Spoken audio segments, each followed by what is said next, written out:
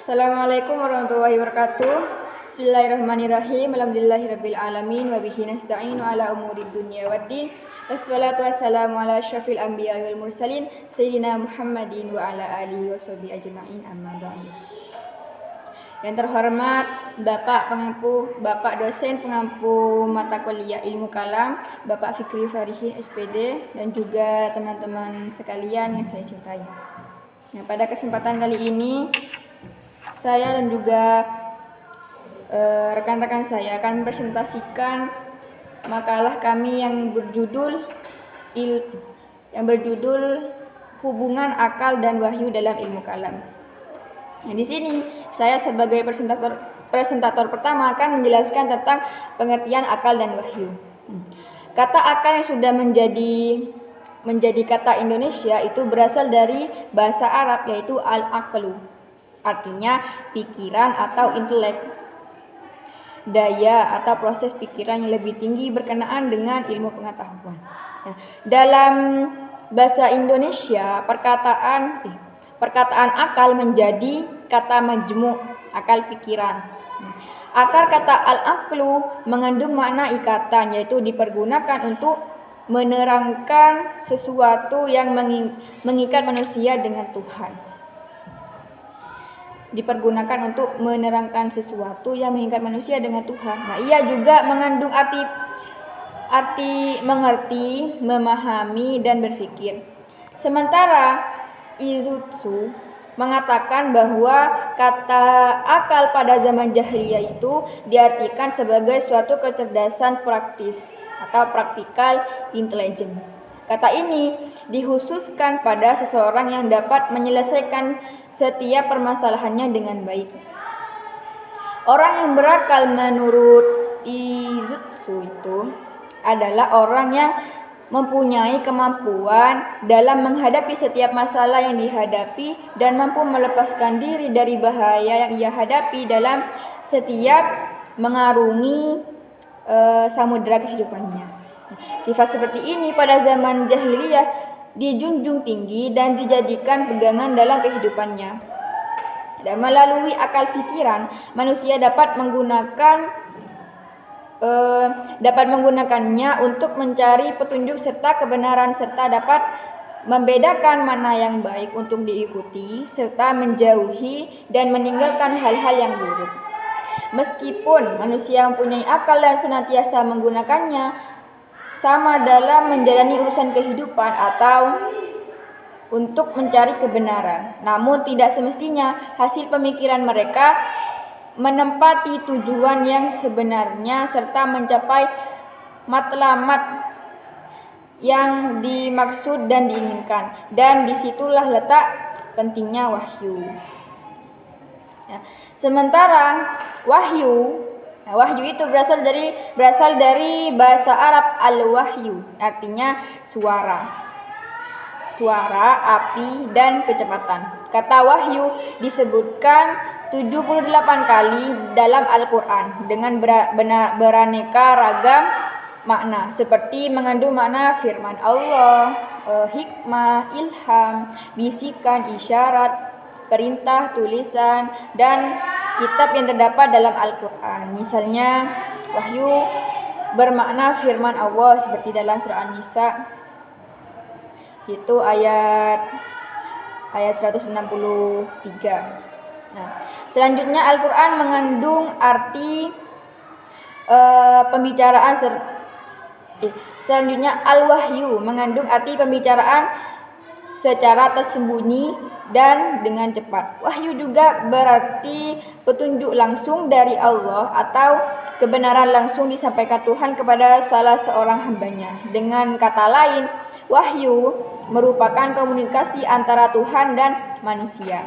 Sementara wahyu secara bahasa, wahyu adalah pemberian isyarat, pembicaraan dengan rahasia dan menggerakkan hati. Adapun yang dimaksud dengan terminologi wahyu adalah pemberitahuan yang datang dari Allah kepada nabinya, yang di dalamnya terdapat penjelasan dan petunjuk kepada jalannya yang lurus dan benar. Mungkin ini saja yang bisa saya sampaikan, kurang lebihnya saya mohon maaf, dan untuk selanjutnya akan dilanjutkan oleh presentator yang kedua. Assalamualaikum warahmatullahi wabarakatuh. Baik, saya akan melanjutkan presentasi dari teman saya yang pembahasan nomor 2, yaitu mengenai kedudukan akal dan fungsi wahyu. Nah, dalam kajian teologi Islam, pembahasan mengenai kedudukan akal dan fungsi wahyu itu menjadi tema penting, yang mana dengan adanya kedudukan akal dan fungsi wahyu itu untuk bisa menjawab pertanyaan-pertanyaan yang sering kita dengar, yang mana salah satunya adalah apa batas kemampuan akal manusia dan juga apa peran wahyu dalam membimbing manusia. Nah, para ulama itu berbeda pendapat dalam membagi tugas dan akal dan wahyu. Terutama mereka itu lebih fokus kepada 4 persoalan pokok. Yang mana yang pertama adalah mengetahui Tuhan, yang nomor 2 kewajiban kita mengetahui Tuhan, yang nomor 3 itu mengetahui baik dan buruk, dan yang nomor 4 itu kewajiban untuk melakukan hal yang baik dan menjauhi hal yang dilarang atau meninggalkan hal yang jahat. Nah, pandangan Mu'tazilah itu mereka lebih menekankan kepada kemampuan akal yang sangat kuat, karena menurut mereka akal itu mampu mengetahui keempat masalah pokok tersebut. Nah, jadi mereka lebih fokus pada akal. Mereka lebih yakin bahwa akal itu bisa untuk mengetahui semua hal tersebut, yaitu akal bisa mengetahui adanya Tuhan, akal itu bisa menyimpulkan kewajiban mengetahui Tuhan, terus akal dapat membedakan baik dan jahat, dan nomor juga yang nomor 4 itu akal memahami kewajiban melakukan yang baik dan meninggalkan yang jahat. Nah, jadi menurut mereka bahwa wahyu itu hanya sebagai konfirmasi. Nah, semuanya itu dari akal. Akal yang bekerja untuk mengetahui segalanya. Nah, dan fungsi wahyu itu hanya sebagai konfirmasi, yaitu penguat atas apa yang bisa dicapai oleh akal. Namun dalam beberapa hal tertentu, wahyu itu juga berfungsi sebagai informasi tambahan yang rinci. Nah, itu menurut pendapat dari Mu'tazilah. Ada juga aliran Maturidiyah Samarkand. Nah, ini sedikit memiliki pendapat yang hampir mirip dengan Mu'tazilah, yang mana mereka juga menekankan kemampuan akal dalam 4 hal tersebut, dan juga sama bahwa wahyu itu bersifat konfirmasi dan informasi tambahan, seperti itu. Nah, yang selanjutnya adalah pandangan Asy'ariyah.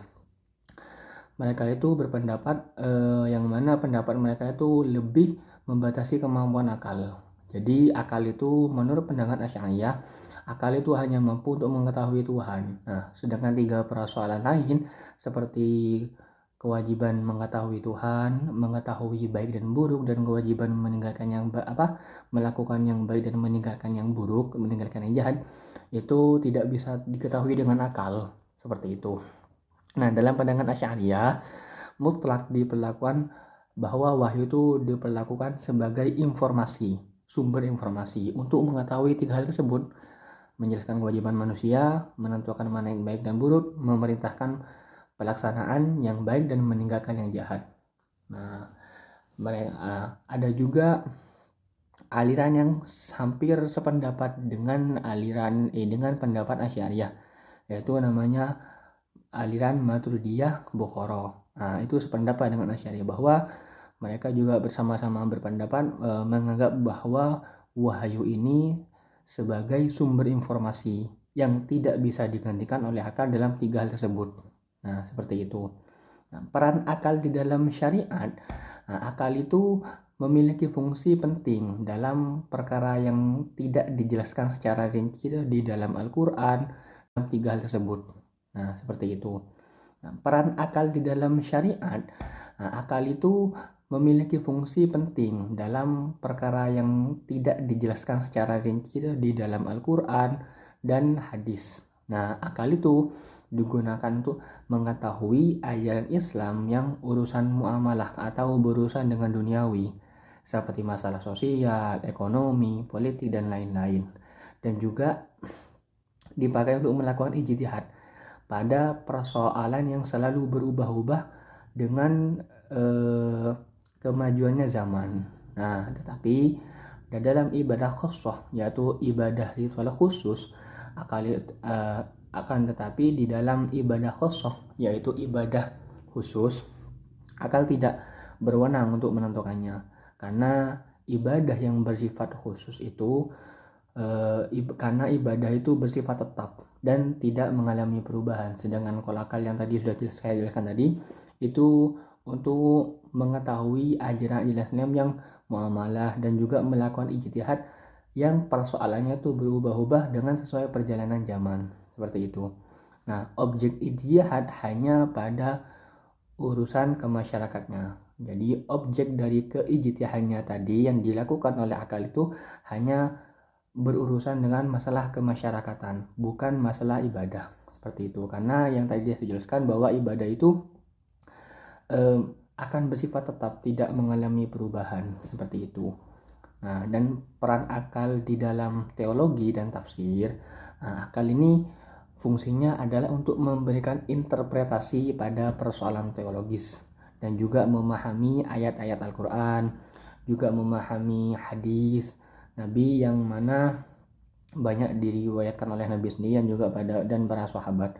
Nah, dengan demikian akal tetap memiliki kedudukan tinggi dalam mendalami ajaran Islam, meskipun tidak dapat menggantikan wahyu, tetapi juga peran akal itu juga tidak bisa kita semena-mena menghilangkannya, karena memang kita sangat membutuhkan akal untuk bisa mencerna wahyu, seperti itu. Nah, pandangan dari Muhammad Ridho. Nah, Muhammad Ridho juga berpendapat bahwa akal manusia itu tidak dapat mengetahui Tuhan dan kewajiban terhadapnya secara murni tanpa wahyu. Nah, jadi jika wahyu dihilangkan, kita tidak akan tahu dengan persoalan yang tadi. Nah, jadi memang wahyu itu bersifat sangat penting bagi Muhammad Ridho. Akal itu berperan memperoleh hikmah, hujah, dan kemantapan pemahaman tentang ketuhanan setelah mengikuti wahyu. Jadi kesimpulannya, perbedaan pendapat para ulama menunjukkan keseimbangan antara peran akal dan fungsi wahyu, yang mana akal itu sangat penting untuk menafsirkan, memahami, menerapkan ajaran Islam dalam kehidupan sosial, seperti itu, dan juga tidak mampu menentukan hal-hal yang berkaitan dengan ibadah yang murni tanpa adanya wahyu, seperti itu. Nah, sedangkan wahyu sendiri itu menjadi sumber utama tentang ajaran Islam dan memberikan pedoman yang bersifat tetap dan rinci untuk masalah keyakinan dan juga ibadah. Mungkin cukup sekian presentasi dari saya. Kurang lebihnya mohon maaf. Wassalamualaikum warahmatullahi wabarakatuh. Baik, terima kasih kepada Mbak Mufidatun Saidah. Di sini saya akan menjelaskan poin yang ketiga mengenai hubungan akal dan wahyu menurut teologi Muslim. Dalam sejarah pemikiran Islam, persoalan hubungan antara akal dan wahyu merupakan isu yang selalu hangat diperdebatkan oleh mutakalimun dan filosof. Isu menjadi sangat penting karena isu memiliki kaitan dengan argumentasi. Argumentasi mereka dalam pembahasan tentang konsep Tuhan, konsep ilmu-ilmu, konsep etika, dan lain sebagainya. Filosof Muslim terpenting yang berusaha membuktikan hubungan antara akal dan wahyu adalah Ibnu Rusdi pada tahun 1126 hingga 1198 Masehi. Beliau menulis buku Fasal Al-Makal, dan Ibnu Taimiyah pada tahun 1263 hingga 1328 Masehi, beliau menulis buku Dar Ta'arud Al-Aql wal An-Naql yang sebelumnya diberi judul Muwaqafat Sari Al-Maqul Al-a'la saya al-manqul. Yang pertama mencoba menjelaskan hubungan, sedangkan yang kedua berusaha menghindarkan pertentangan atau menjelaskan teks sesuaian. Akan tetapi, Arberi menganggap karya Ibnu Rusdi itu sebagai percobaan terakhir untuk membuktikan hubungan antara akal dan wahyu. Wahyu dan akal dalam Islam sejatinya tidak mengenal adanya dikotomisasi. Kebenaran yang didapat melalui akal dalam titik tertentu bisa mempunyai kedudukan yang singkat dengan wahyu. Ayat Fa'lam annahu la ilaha illallah, ketahuilah tidak ada Tuhan selain Allah, menunjukkan bahwa beriman itu perlu ilmu, yakni melalui proses mengetahui. Jadi ilmu dalam Islam adalah mendahului iman. Maka dari itu pintu masuknya bukanlah keimanan yang didasari oleh taklid buta, tapi kesaksian yang penuh kesadaran, yakni syahadah. Proses syahadah inilah yang sebetulnya memberikan ruang bagi akal untuk mencapai kebenaran setingkat wahyu. Akal dalam hal ini melalui metode induksi, observasi, dan eksperimen. Menurut Ibnu Rusdi, ia bisa membaca tanda-tanda alam dan menemukan kebenaran di dalamnya. Wahyu adalah inspirasi, di dalamnya terdapat hukum-hukum dan pengetahuan yang bersifat umum, dan statement final seperti dalam ayat mengenai masa dalam bumi, bahwa matahari beredar juga layaknya bumi pada jalurnya. Begitu juga dalam masalah hukum fikih, mengenai tatanan sosial dan bermasyarakat. Dan perlu diingat lagi, fikih tidak sekaku yang dibayangkan orang. Ia punya mekanisme seperti kias yang memungkinkan fikih itu berkembang. Maka tak heran di masa-masa dinasti Abbasiyah bisa terjadi adanya perbedaan masalah fikih di masing-masing daerah. Misalnya seperti masalah pajak, zakat, dan sistem pemerintahan. Nah, pada titik tersebut akal memainkan peranannya yang sangat besar. Mungkin itu saja yang dapat saya sampaikan. Untuk selanjutnya saya serahkan kepada moderator.